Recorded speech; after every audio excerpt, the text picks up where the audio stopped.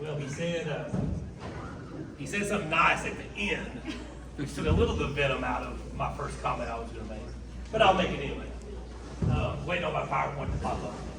I mean, how many of us in here really expected Paul to make it to this state of the district? We're just glad you're here, Paul. It's a blessing in itself. Are we on? There we go. All right. First of all, as we wait on that screen over there to pop up, that we did demo before I got up here, so it'll come up in a minute. I want to say thank you and how privileged that I am to be here. This is my 13th year. I've done this in here for 5 or 6 years. We had it over at B&B.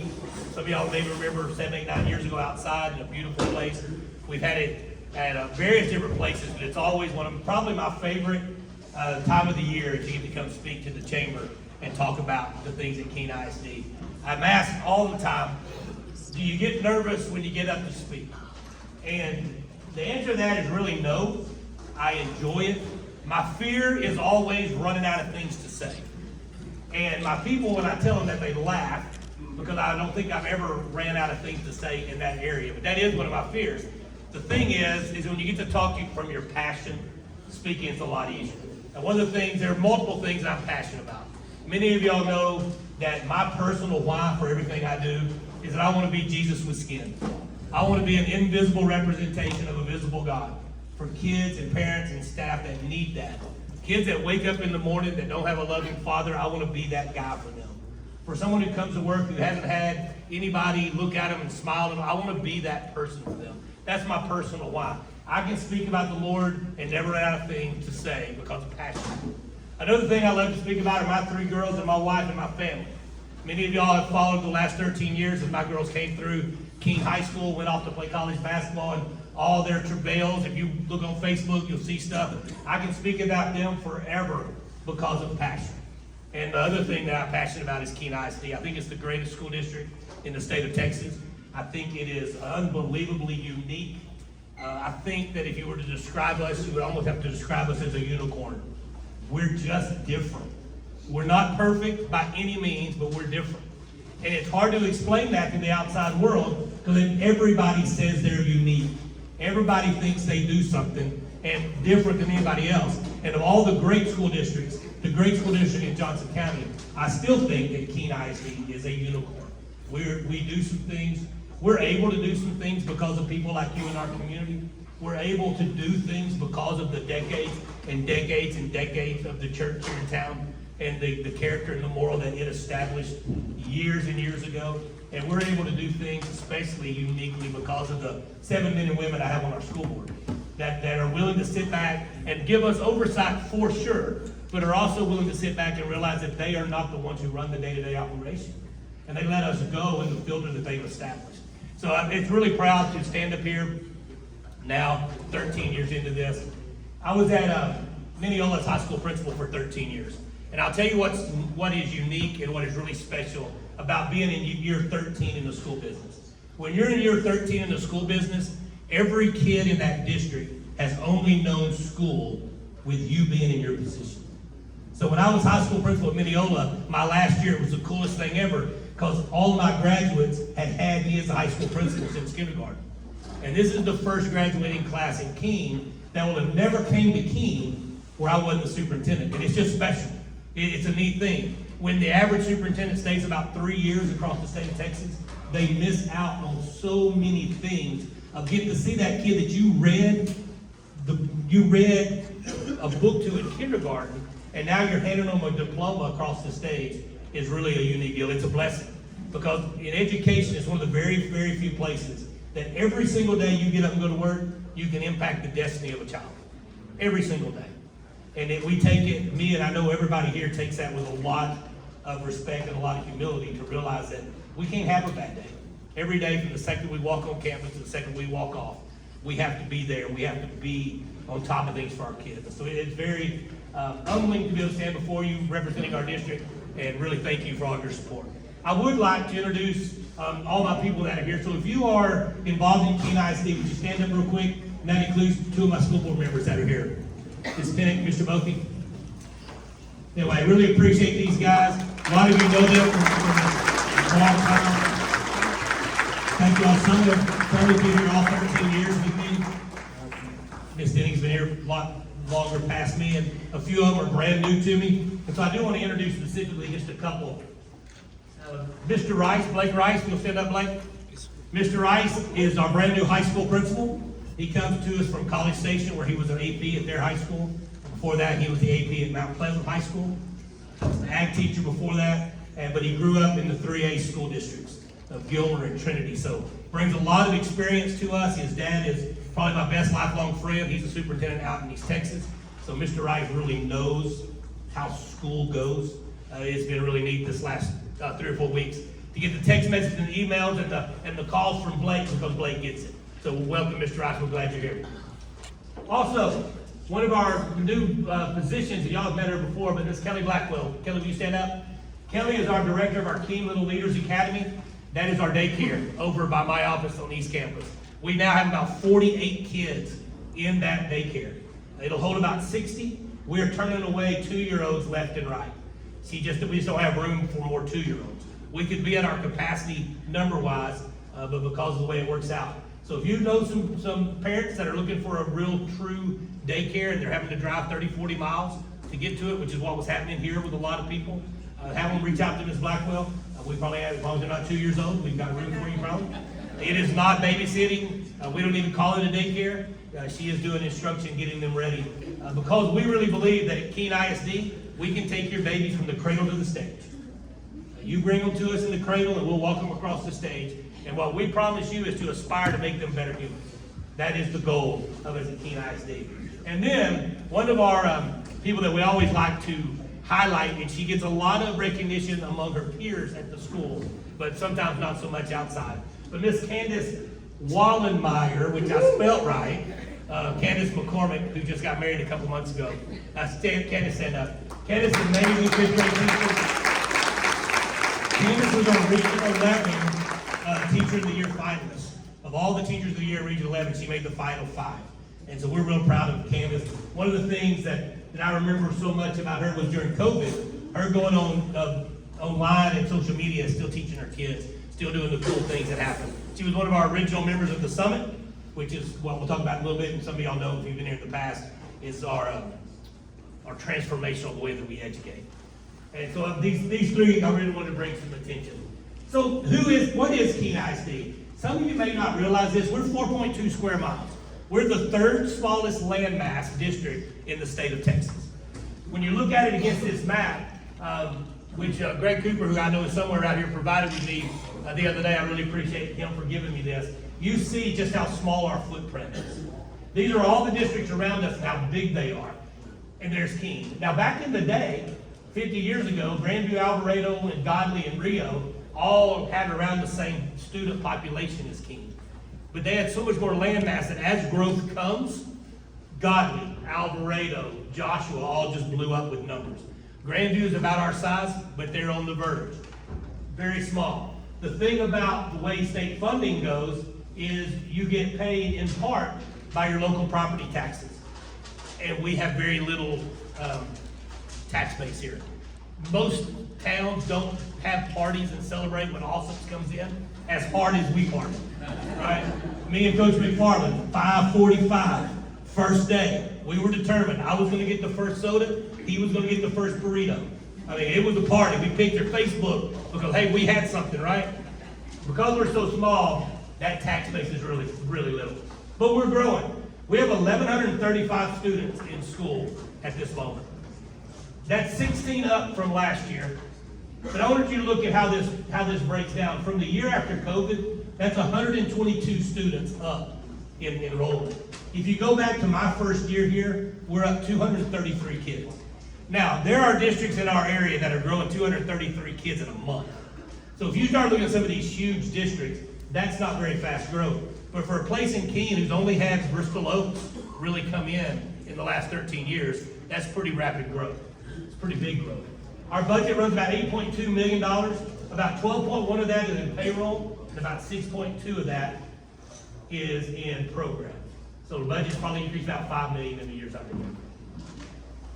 I really believe that KISD is the school of choice in Johnson County. I'm going to tell you why. About I don't know how long ago, when all the school voucher stuff started being talked about years and years ago, and all the fighting and all the stuff that went on. We determined in KISD that we wanted to be voucher proof. You know how you're voucher proof? You're voucher proof by being the school that they choose to go to when they have a choice, which is the whole purpose of competition, is to be the one that they choose. We have 439 of our 1,135 kids that are transfers. That's almost 40% of our district. Passes up a bus route, passes up walking, and hops in the car with their parent and drives to our school. Now, in full disclosure, a couple hundred of those live 100 yards from our district. You know how small we are, I showed you. Right across the street from the elementary, you go about 4 blocks and you're in Cleveland. They've got a choice, they can walk 5 blocks to school or ride a bus across town. But about 200, 240 of those are loading up in the car and driving past schools to get to us. I think that really goes to show that when people have a choice, they try to come to Keene. Let me talk to you real quickly about how transfers work. A lot of times people will say, well, those transfer kids are coming in, their taxes are going to Cleveland, but we're paying for them. That's not really the way taxes work in the state of Texas. The way the state of Texas works is that the tax for your home, let's just say it's a $250,000 home. You're gonna pay about $1,500 a year to Cleveland, Joshua, or Alvarado in taxes for your kid. But when you transfer your kid to Keene, we get about $10,000 from the state. So it's definitely a great swap. You go ahead and send your $1,000 to Cleveland and then bring us 10 with us. That ends up being about $4.39 million in added revenue at Keene ISD. Now my school board had said, well, what would happen if we sent home transfers? Well, I don't have that spreadsheet up here, but I showed them that spreadsheet last month. And when you cut 15 teachers and 10 aides, and you cut your budget by 25%, you still are about $2.5 million short of having to cut more. Our transfer kids are really what gives us the opportunity to offer big school opportunities in a small school environment. Some of the things that we are doing at Keene, tonight I want to encourage you heavily, if you have any desire at all, come out to our Meet the Chargers tonight at 7:30. There's a JV football game that happens at 5:30, but at 7:30 we're going to meet the Chargers. At about 8:25, we're going to show off our new lights. We got a grant loan kind of deal to put in LED lighting throughout the district, which every parking lot, every classroom, every hallway, every gym in the field. It is going to be a cool night tonight. But we have started 11-man football at Keene this year. When I first came to Keene 13 years ago, there was 3 things that I hope I would never have to do. I was thrilled that I didn't have football. He gave me my falls back. I love football, but he gave me my falls back. We don't have bus routes. That's glorious. And we didn't have a bond. That was glorious. And now I'm going to have 2 out of 3 ticked off and probably have bus routes soon. But we're 11-man football tonight. It's going to be amazing. We've really increased our fine arts. We're going to have our band marching over 50 kids on the football field at football games this year. If you were with me 4 or 5 years ago, I had like 11. Right? If you were here 13 years ago, we had no band at all. We have come in and we're going to have 54 on the field. I'm looking really forward to that. Drama, our choir, our art. Many of you have been able to hear our drama. You've heard our choir. You've seen our art. A few years ago, some of you may remember we did the It Is Well With Your Soul play at our district, and it was so good that we ended up doing it at the college. Well, they're bringing that back around. So be looking for that on social media, because it is an amazing play about the writing of the song, It Is Well With My Soul. You will want to come watch it. It will make you cry, and it will surprise you.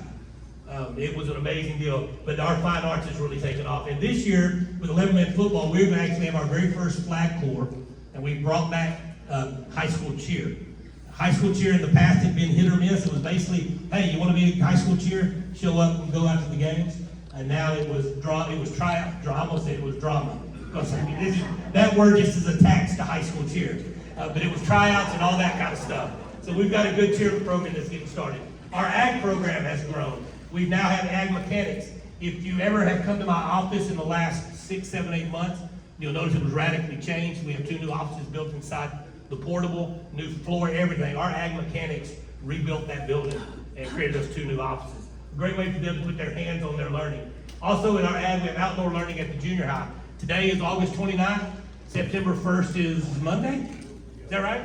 Dove season opens. In the next week, you will probably see on Facebook, our kids cleaning dove.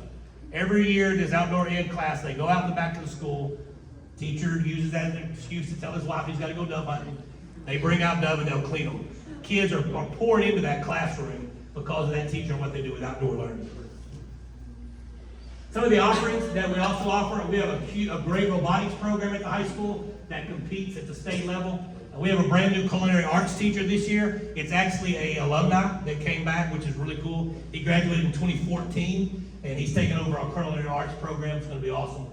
When you look at some of the academics that we offer, we're at or above the state and region in almost everything that we do. And every test that we take, we're above in those areas. There's a few that we're at or a little bit below, but we are real proud of what we're doing academically at the state level. Another thing we offer is Mentors Care. Brian is sitting over here somewhere. Brian's sitting over here with Mentors Care. They're a great program that connects struggling high school students with mentors, tools, and resources, helps lead them towards graduation and purposeful lives. What happens is some of you have signed up in your mentors, and once a week you come up and meet with a kid. We need desperately about 10 more mentors at Keene High School. If you have any desire to do that at all, hour a week, it's always with the same kid. Contact me, catch Brian on the way out the door. But if you contact me or Mr. Rice, we will get you in touch with them. It is a great program. It's a great way to connect with the kids, especially if your kids are already gone and you had that rapport with children back in the day. It's a great way to jump back in. So we appreciate everything that they're doing. Departmental successes we've had. About 3 years ago, we brought our food service back underneath Keene ISD control. One of the things about school cafeteria food is that no matter how much you do, it's still school cafeteria food. There's only certain things you can do, but we brought that back underneath us. And after a decade or so of losing $40, $50, $60, $70,000 a year, which is absolutely normal for a school to lose money on food, we made a profit this last year for the first time ever, which was a huge kudos to our food service director who's out with a baby right now. We also have decided that starting Tuesday, we're taking our custodial back over. After 15 years of being with a third-party group, we're bringing that over. Mr. Jared Morgan is our new director of custodial, which attached to his director of transportation, which attached to his director of maintenance. So he has now become our new director of stuff. So that's a high, there's no more money with that title, but it's a cool title. He'll be doing all that stuff. And what we have found out with that is that all we want is 8 hours work for 8 hours pay. And when you go third party sometimes, that can deteriorate a little bit. We're looking forward to that. Not all third parties that way. To have a caveat, Radian and our computer third party technology is awesome, but sometimes that happens. So custodial is coming back underneath us.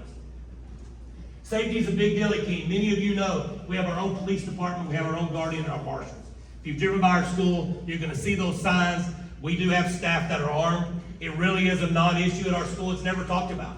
It was last year that me and Miss Denning at one of her student advisory council meetings were asking our kids, do you feel safe? And this is kids from 3rd grade through 12th grade. They go, yeah, we do. We said, well, why do you feel safe? We just wanted to hear all the warm and fuzzies. They go, because we know there's adults with guns. Wasn't the answer we were expecting. We're like, what do you mean? We know there's adults here that are prepared to take care of us if something happens. That's a huge step for kids to feel safe. Because we know with Maslow's hierarchy that the very first thing you've got to feel safe in order to learn. And the key is you got to feel safe more than just being safe. Here's why I say that. We can put a fence all around our school with barbed wire and only let you come in one door, and we can metal detect every kid that walks through that door, and technically we would be safer, but you know what our kids would feel like? They were in prison. And I've never gone into a prison and I felt safe. I mean, even with guns everywhere, I still like, no, I ain't saying nothing, I'm not looking at nobody, just getting through you know what I mean? We want them to feel safe. And our police department, run by Chief Wells over here, and our guardians and our marshals really give us that. I do want to take just a second to say how much I appreciate Chief Kidd and the police department at Keene. They have been amazing with us. Man, they're at everything we do. They volunteer. You look out there, and there'll be 3 of them helping with traffic. They have been a huge partnership with Keene ISD, and we really appreciate that, Chief Kidd. Access control, we just put in brand new access control that's actually going to let us start reading license plates as you come in, or face recognition as you go in the door. Not at every single entrance yet, but what that allows us to do is all of a sudden we know that a crazy's coming, because we do get the phone call occasionally. My ex-husband said he's coming to school to get the kids, and he's blah, blah, blah. It'll allow us to start triggering some of that stuff. So access control. And then one of the things, and I put this under safety, and I didn't add this till yesterday, and I'm not trying to make this anything, 'cause I don't believe that this law is a religious law at all. But when you see what happened in Minnesota, where the crazy shot up the Catholic Mass, it makes you start thinking, you know what, maybe there's some things we need to start differently. The state of Texas passed a law this year that requires us to post the 10 Commandments in every classroom. Now, I don't care which way you fall on that line, because I personally don't like a law that tells me what I have to do. I would rather a law say you can't stop someone from posting the 10 Commandments. But we're going to post them. And I want to quote something here from Justice William J. Brennan Jr. in 1980, when Arkansas was sued about putting the 10 Commandments in the schools. This is what he said when he voted to make them illegal. But I want to turn this quote around and say what I look forward to having the 10 Commandments posted. Is who knows? Maybe someone might just read, meditate upon, and perhaps venerate and obey. I do hope a kid getting a drink at a water fountain might read that one of those 10 Commandments that says, "Thou shalt not kill," and maybe, just maybe, 5 years later, venerates that and obeys it. And even though he's mentally ill and he's got a whole lot of problems, he didn't go shoot up a school. So those are the kind of things that you're going to see at KISD when we're trying to make these better humans. It's not because we want them to become Christian, me on a personal level, hopefully they all do. But as a school leader, that's not the goal. The goal is we like for them not to lie, steal, cheat, kill somebody. So those will be going up on Tuesday in our school. King 22 in the houses. The heart and soul of what we do is our King 22 in our house system. And I'm going to run out of time so fast because I've got to get to something else. But you're going to have to catch this because I feel guilty if I don't let you know what we're really all about. You're not going to hear us talk a whole lot about test scores. You heard more about test scores from Paul a while ago than you've ever heard from me in the 13 years I've stood up here and talked. That's not what makes us who we are. What makes us who we are is Tanner and Mike up here front. If you got a chance yet to talk to these guys, they epitomize what we're trying to do at KISD. They will look you in the eye, they will shake your hand, they will tell you yes or no, so they will hold a door open for you. They will congratulate you when you win, and they won't brag too hard when they win. Unless it's his sister, beating her. He did a couple years ago. But it's very important that you know that what we're doing, because see, these aren't just little bitty rules that we try to teach third graders. When we teach somebody to look you in the eye and say yes ma'am and no sir, to shake your hand, we're trying to teach them respect. And those of y'all that have been in here for the last 5 or 6 years, this is a repeat, and I understand it. But I want you to understand that we're not just trying to get a third grader to shake your hand. We're trying to teach them that there are some people that just get respect because of who they are. In our culture where we say very often, I'm not going to respect you till you earn it, we want to teach our kids, no, you respect somebody till they don't earn it. Because that changes the world when you have that attitude. It changes the way you act in the car when somebody cuts you off on the road. It changes the way you act at the DPS when they tell you you don't have the right form signed. You have to go back. It matters, makes a difference. In 6 and 15, number 6 is don't cut in line. And number 15 is hold the door open for people. We're trying to tell kids the whole world's not about you. In our culture right now, we think everything revolves around us. And whenever we can teach a 3rd grader or a 10th grader or a 9th grader or a 7th grader, hey, hold the door open. I cannot tell you the smiles on faces that I see at racetrack, which I go to quite often, when I hold the door for them to walk across the parking lot to come in. Their eyes light up. Why? Because we always appreciate when somebody puts us first. And that's what we're trying to teach our kids. Number 18 is do your homework every day. You say, well, do your homework every day. What do I do when I don't go to school any longer? That's not what that rule is about. That rule is about doing today what today requires. You say, well, how does that look in the real life? There's going to come a day when every one of our kids is in their late 20s and their early 30s, and they're wore out after working all day. And their daughter is going to have a C-team volleyball game on a Monday night at 4:30 at the Keene Junior High gym. There's nobody alive that enjoys that. I'm just telling you. I don't even think the kids enjoy it. But it's a C-team game. And when he walks home at 4:15 and he's wore out and he wants to get him a drink and a Coke and sit on the couch and watch TV, I hope that in 3rd grade he learned to do his homework every day. I hope in 8th grade he realized that really meant do today what today requires. And I hope when he graduated he realized, you know what, there are some things that I do just because I got to do them. So that when he's 30, he gets his butt off the couch and he goes to the C-team volleyball game and watches his daughter. That's what the King 22 is about. Do your homework every day. And then number 9 and number 12 is respect other people's opinion and stand up for what you believe in. And I think this is the biggest one. If any of y'all have experienced our 5th grade great debate, it is an amazing event at the end of the 5th grade year where 90 kids funnel their way down to 5, and then they debate on a stage in front of our school board members and their peers. And what we try our best to do when we do this great debate is we want our kids to learn how to argue without anger and disagree without hate. Go to social media and say anything positive about anything you want, and what's going to happen within 30 minutes, 30 seconds? Somebody's going to come on your Facebook post and tell you you're an idiot and going to disagree with you and tell you it's the worst thing ever. And all of a sudden you get angry, you get hateful. There are some things in this world that I believe are absolute truths that I'm never going to change my mind on. I don't care how much you tell me, never going to change my mind on. But me and you should be able to discuss those without me hating you. And that's what we're trying to teach our kids. So that somehow whenever they get to be 25, 30, 35, or 40, and they do get into a discussion, they can still love their neighbor as themselves as they disagree. King 22, it's our heart. It's everything what we do. We try to meet every child, every need, every day. We try to make our kids makers of learning and not just takers. And we believe that we do that in this King 22. We make better humans and we can make them globally competitive. That's how they compete with Austin Westlake. That's how they compete with Highland Park.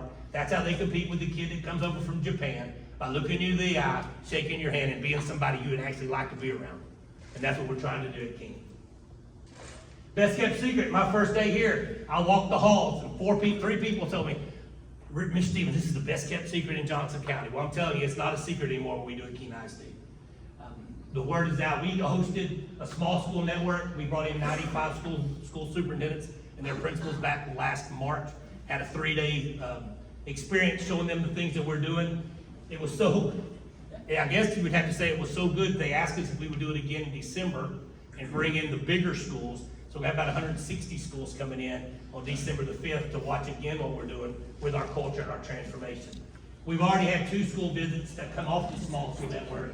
So September 19th, we have about 20 people from the state coming in to watch what we're doing. And on November the 4th, we got 55 teachers and principals coming from across the state just to come spend 4 hours seeing what are we doing that's making kids like these 2 and teachers like this one, what are they doing in the classroom and how are they doing it? And then the school accountability thing came out. We really believe if you build it, they will come. We believe culture beats eat strategy for breakfast. I've always had this philosophy from the day I started. If kids want to be there and teachers want to be there, you can't help learning from happening. It just happens. If a kid wants to be there and a teacher wants to be there, they're going to learn. So we did a lot of effort on building culture. Bill Gates said this, and it is so true. People drastically overestimate what they can accomplish in a year. How many of us have started a diet, went 2 days, and wondered why we hadn't lost 20 pounds? I do. I'm that way like every other night. Tomorrow's the day.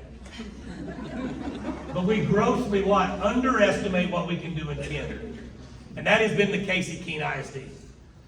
13 years we have been doing this transformation and trying to make this change. And what we realized when those visits came, we were able to step back from it and let people with fresh eyes see what we're doing, and they were amazed. We were amazed at the fact that we hadn't seen it because we're living it every day, right? We're walking it every day. You don't see the change. You don't see the growth because we don't see the year to year.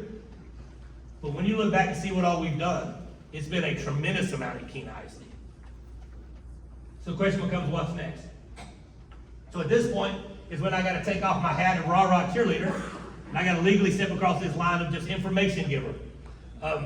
Sorry, you're still going to see a whole lot of rah-rah cheerleader, but I will do it as legally as possible. So today we're actually releasing what happened on Monday the 18th. Keene ISD School Board voted unanimously to present to the voters a $25 million bond proposal that would include a new elementary summit cafeteria, renovation of the old cafeteria and 8 new classrooms, renovation of the junior high gymnasium to a band hall and 8 classrooms, and a new performing arts gymnatorium. So this was voted on, it's coming up. Now, you did see that says $25 million. I did not leave off a couple zeros, because if you look out in the real world, you're seeing $250 million. Golly, you're seeing some that are almost getting to $1 billion on some of these places. Ours is small in comparison, but it's large when it comes to taxpayers. Couple questions you got to ask when you start looking for a bond. This is what we ask ourselves. Have we earned the trust of the community to ask for a bond? That's a big question. That's a question that everybody that's going to ever vote for this, yay or nay, is going to have to answer. But our board had to answer this question before they decided to go out. So when you look at the Johnson County ISD total tax rate, if you look at Keene, we're at $1.046. Now Grandview beats us on that at 99.66 cents, but we are the second lowest tax entity in the county. Take that whether that vote that says yes or no to whether or not we can be trusted. But we have historically been low. Y'all may remember this over the last 10 years.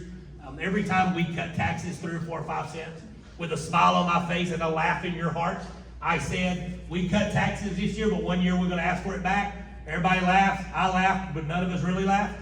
That may be where we're at, but we are the second lowest taxing entity. When you look at tax supported debt per ADA, we have $9.7 million that we still owe from the 2010 bond. When you look at all the other Johnson County ISDs and where they are, what this is how much is your debt divided out by the number of kids that you've got in your school? How much is each kid indebted to, basically? And we're at 9,952. Other ISDs throughout the county are dramatically different. Some are close, some are big. Those ones that are big have passed the big bonds lately. So take that as you want, how you want to take it, but we have a pretty low debt per ADA. Have we educated and prepared the community graduates? I would offer up the Keene 22 and the things that we're doing academically. Then I would offer up the TDA accountability. The accountability this year, although I do not think it's perfect by any means, and you've never heard me really mention it at all, because we're going out for bond, we were the highest rated district in the county, and this county is a good county. There's some really, really good school districts in this county. Question also to ask, why do we need a bond? Well, there's supposed to be 400 homes coming in. There's 300 and some homes behind the football stadium. If you haven't been over there, they already built about 20. And it looks like 1 or 2 may be occupied, maybe. I've seen some homes. We know we've had 2 transfer families who are like closing next month that have already moved into the district. So 400 homes, 300 there, there's 100 right behind us. Now, if you're like me and you look at this spot right back here and you say 100, that's what they tell me, right? Over 100, right back here. So that's 400 homes in our district. Now, you may say, well, what about all those ones just on the way to Cleburne? There's about 500 to 700 to 800 coming in there, but they are not ours. Even though they are going to say they live in Keene, they're going to come to our dollar store, they're going to come to our Allsup's, they're going to our churches, they're going to come to our McDonald's and Dairy Queen as soon as they get here. But they are Cleburne's, so I can't worry about them at this moment. Zonda tells us about 0.61 kids per home. If you multiply that by 400 homes, you're going to get 244 students. And if God graced us and they divided evenly across all the grades, which they will not, right? Ms. Blackwell? They'll gather in the 2-year-olds. That would be 19 kids per grade. Well, if you think about 19 kids per grade added to a school, that's 1 classroom. And right now, we don't have really can't say that, that makes it sound like I'm for the bond. Right now, if you were to decide a new classroom, we would not be able to put them in a closet. So we are fully occupied at the school. But we need, with this growth, we're going to have to find a place to put another classroom per grade level. That would require 1 new classroom per grade. How do we decide that the bond is the best option? One of the things they say is that leaders see what others see before others see it. That's the characteristic of being a good leader, good leadership group. A lot of times people that are doing the work, the hard work, they're so tied up in the work they don't get to see down the road. So it's our job as leaders to look down the road. So we started looking down the road pre-COVID. Because if you'll remember, some of you will remember, pre-COVID was when that subdivision was coming in behind the high school. That's when all of a sudden, over the course of a couple weeks, all those tree bushes went down into sawmill piles and they got toted out. So we knew then that this was coming. We just thought it was going to come around 22, 23. So we started putting together committees and plans. And we actually had drawn up a brand new high school up on the hill. It was going to be beautiful. It was going to cost about $25 million. We thought we might could get it in, go solve all our problems. We were just going to move everybody up a campus, right? Then COVID hit. And what came with COVID? Inflation. Crazy inflation. That exact high school ended up being about $50 million when we looked at it a year ago. Off the table. There was no way we could possibly do that. We couldn't come up with that kind of money. We couldn't put that kind of burden. So we threw away that plan. And so our post-COVID plan, started meeting as a leadership team, started looking at those numbers. My superintendent advisory committee started meeting. Started meeting with my band director, my theater arts director, my athletic director, saying, what can we do to accommodate this space? And then some of you have come, we've had 4 or 5 community meetings.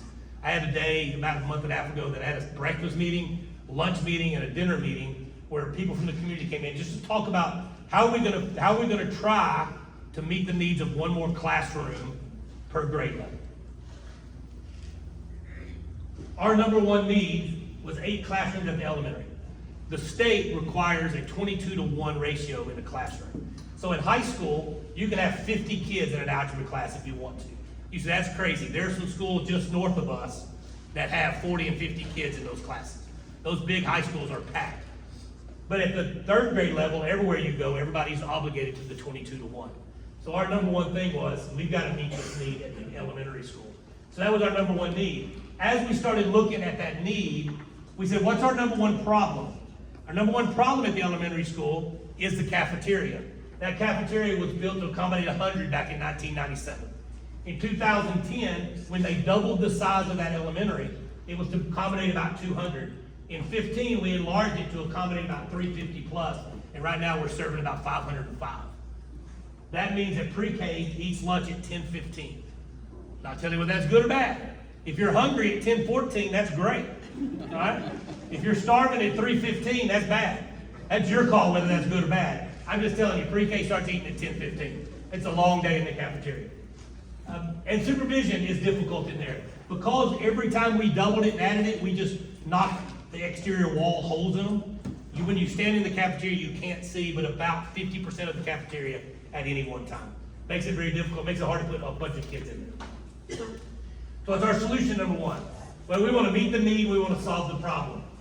Our suggestion is new elementary cafeteria to solve the problem, and then meet the need by renovating the cafeteria. This is the cafeteria now.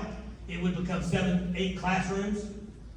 Right, we would come off the building and build a brand new cafeteria. Cafeteria would be wide open. It would be able to house the entire school body. It also serves as a storm shelter for any tornadoes that were to blow through. It will cover the pre-K through 5th grade.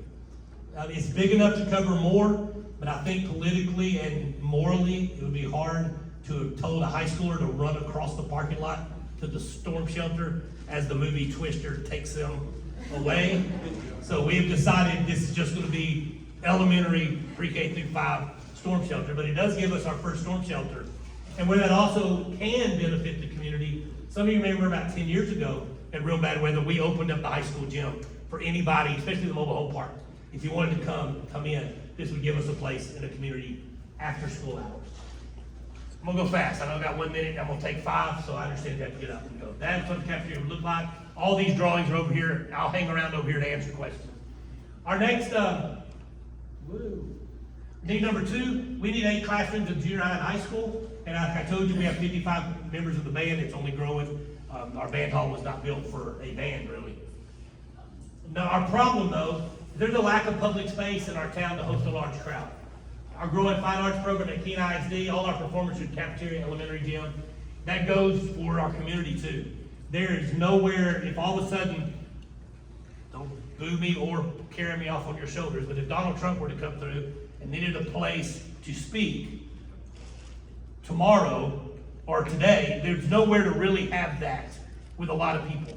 The community needs something like that. Blessings to SWO for having that gym that in a matter of hours with about 100 people, you can get ready for that. They've done that for us on Drop Ad so many times. What we're going to try to do here is build a gym auditorium that has a full-size stage on one end, that has a wall that closes it off, so that we're going to come in. There's this full-size stage. We're going to come in with bleachers on this end. These bleachers move backwards and forwards. So if you need 300, you bring it in here, make it intimate. You can move it back. It will hold about 1,600 people with a full-size competition stage. Now, what I've told people, this is not going to be Bass Hall. You're not going to walk in and hear perfect sound as the violins play, right? But it's also not gonna be Cameron Indoor Arena, where it's so loud you can't hear. It'll be a compromise between a gym and a theater, but it gives us a place that our kids can go and they can perform, they can have classrooms. And then, what we're gonna do is we're gonna take the junior high gym, which is this, we're gonna renovate it into 6 classrooms and a full-size band hall, and give us 8 more classrooms for our junior high and high school. Meets a need, solves a problem, is what we're hoping to advocate. Here's a picture of how that would look, and you can look at it over there. KISD bond November the 5th, $25 million. It is $25 a month and some change if you have a average house in Keene. They say now the average house in Keene is $252,000. Blows my mind if you moved here 13 years ago and you didn't want to pay $150 for a house because you didn't think it was worth it. Now that same house is $300 probably. $252 is the average. That's about a $25 a month increase to your taxes. Homestead over 65-year-old, your taxes are frozen. I think you all know that, how that works. Last day to vote is October the 7th. What we hope as a school is that we have an educated voting block. Whether you vote 100%, you can love Keene ISD, you can love the superintendent, and you can still say, you know, I'm not gonna vote for that block. We totally understand that. You also cannot like me and not like the school and say, you know what, they need those buildings though, and vote for it. It's not a good, bad, us against y'all. We just want you to know what it is. It's about $25 a month. It's gonna take care of our problems, we think, for decades to come, because we're so small at 4.2 square miles. As long as the city takes care and doesn't let a 400-person apartment pop up in 6 months, we'll be good. If that happens, we're all messed over anyway. So we just gotta deal with the kids. We'll make it happen. But register to vote. There's a lot of organizations that are trying to get people registered. Last slide, two slides. The order of event, if the bond passes in November, they'll sell the bonds in January. We'll start the cafeteria and the Performing Arts Center in June. Start the elementary and the summit in 27. Start the junior high school in the spring of 28. And hopefully occupy it in the fall of 28, which is 3 years from this past school start. There's an asterisk.